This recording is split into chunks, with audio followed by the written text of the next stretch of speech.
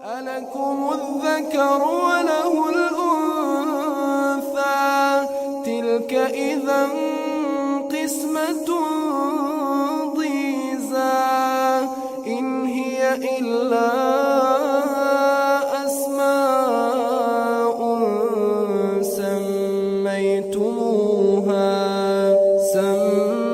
سميتموها أنتم وآباؤكم ما أنزل الله بها من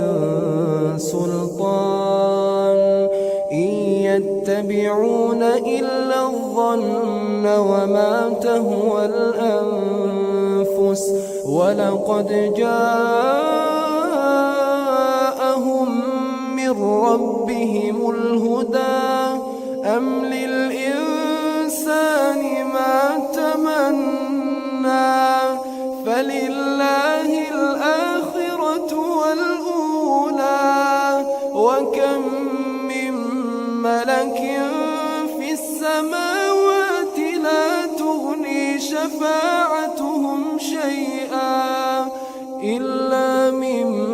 بعد أن يأذن الله لمن يشاء ويرضى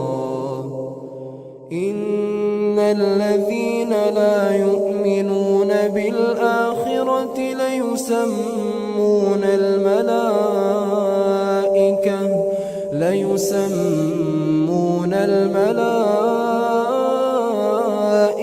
تسمية الأنثى